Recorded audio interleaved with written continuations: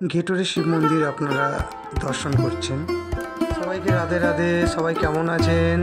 Daily life of শুভেন্দুর YouTube চ্যানেলে আপনাদের স্বাগতম।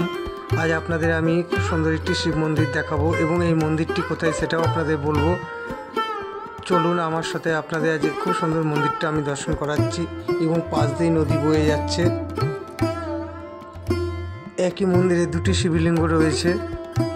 অনেকেরই চেনা হয়তো এই মন্দিরটি।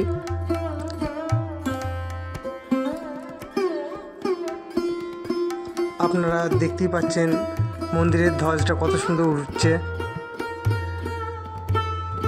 আপনাদের আমি কাছ থেকে দেখাই।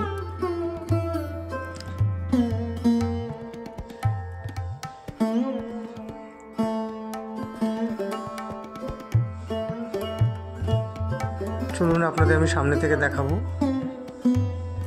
মন্দিরের পেছনেই নদী বয়ে চলেছে এবং মন্দিরের পাশেই সুন্দর একটি পার্কও আছে।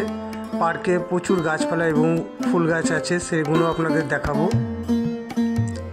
আপনাদের আমি ভোলেনাথের দর্শনটা আগে করিয়ে দিই।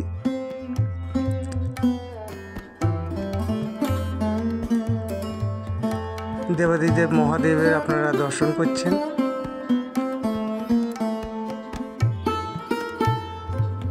এইভাবে আপনাদের আমি পার্কটা দেখাচ্ছি।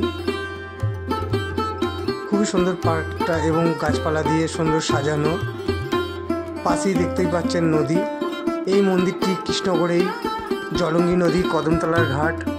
আপনাদের আমি কৃষ্ণগড় জলঙ্গি নদী মন্দির আশেপাশে অনেক কটাই দেখিয়েছি। এটি কদমতলার মেন ঘাট। এই ঘাটেই সমস্ত রকম প্রতিমা নিরঞ্জন হয়।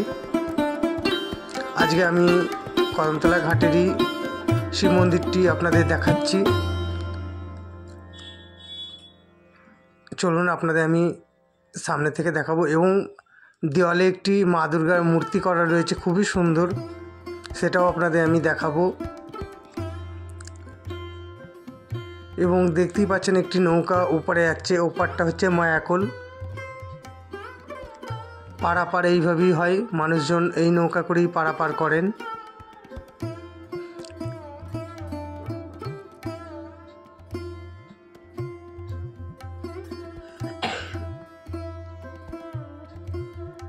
আপনাদের আমি মহাদেবের দর্শন করাই।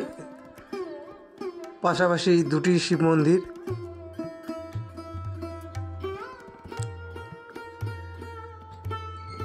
এবং সিদ্ধিদাতা গণেশেরও আপনারা দর্শন করছেন।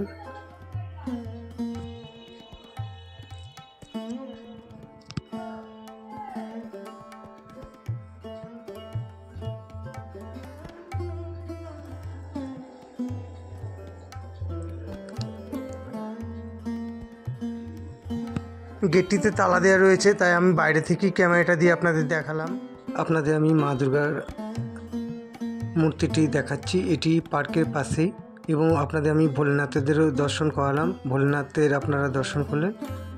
আর আমার ভিডিও আপনাদের ভালো লেগে থাকলে লাইক শেয়ার তো আছেই, সাবস্ক্রাইব করতে ভুলবেন না। সবাই ভালো থাকবেন, সুস্থ থাকবেন। রাধে রাধে।